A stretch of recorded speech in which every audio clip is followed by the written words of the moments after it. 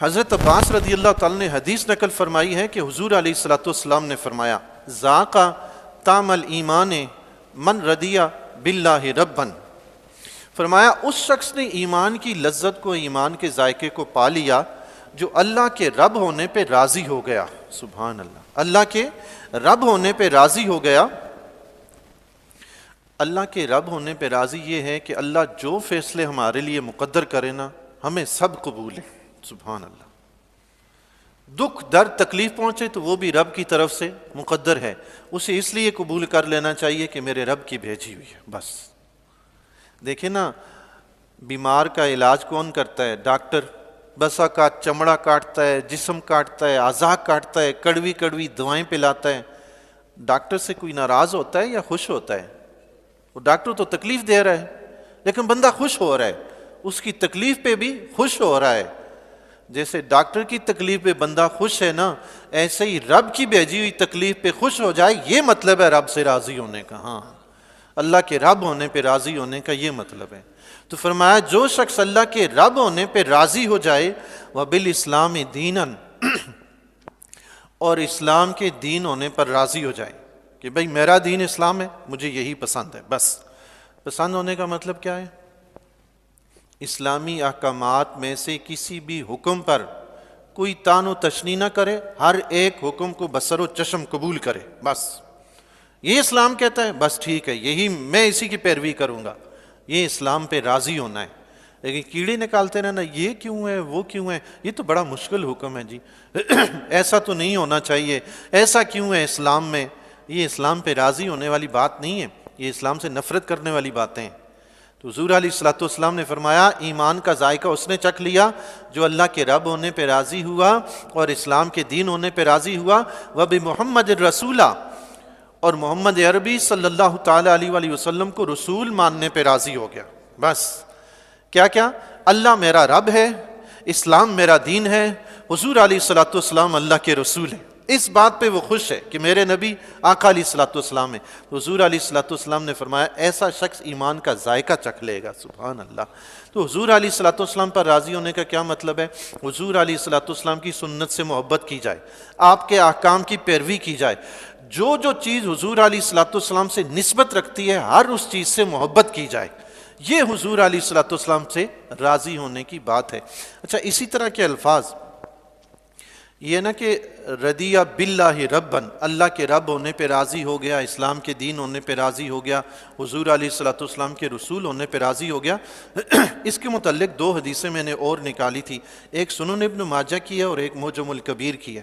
سنن ابن ماجہ کی حدیث میں حضور علیہ الصلوۃ والسلام نے فرمایا من قالا، جس شخص نے یہ کہا رضیت باللہ ربن، میں اللہ کے رب ہونے پہ راضی ہوں، وبالاسلام دینا، اور اسلام کے دین ہونے پہ راضی ہوں، وبمحمد صلی اللہ علیہ وسلم رسولا، اور محمد عربی علیہ الصلوۃ والسلام کے رسول ہونے پہ راضی ہوں، فرمایا وجبت لہ الجنہ، اس کے لیے جنت واجب ہو گئی۔ سبحان اللہ، سبحان اللہ۔ اور پھر ایک حدیث شریف میں آتا ہے جو معجم الکبیر میں نقل ہوئی ہے، فرمایا من قال اذا اصبح، جو شخص صبح کے وقت یہ کہے رضیت باللہ ربن وبالاسلام دینا وبمحمد نبیا، یہ صبح کے وقت یہ کہے، ہر روز صبح کے وقت یہ کہے، آقا علیہ الصلوۃ والسلام نے فرمایا فانا الزعیم لاخذن بیدہ حتی ادخلہ الجنۃ، تو فرمایا میں اس بات کی ضمانت دیتا ہوں کہ میں ضرور میدان محشر میں اسے اپنے ہاتھ سے پکڑ کے جنت میں لے جاؤں گا۔ سبحان اللہ۔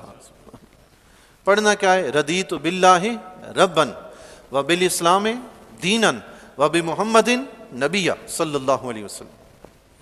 ہر روز صبح کے وقت یہ پڑھیں۔ اللہ کے فضل و کرم سے جب سے یہ حدیث پڑھی ہے، فجر کی نماز کے بعد یہ ایک مرتبہ میں ضرور پڑھتا ہوں۔ دعا سے پہلے جو وظیفہ کرتے ہیں نا تھوڑا، اس میں یہ ضرور پڑھتا ہوں روز۔ آپ بھی پڑھ لیا کریں، ہمارے پاس اور ہے ہی کیا سوائے اس کے کہ آقا علیہ الصلوۃ والسلام پر امید ہے، اللہ کے فضل پہ امید ہے، اور تو دامن ہمارا خالی ہے۔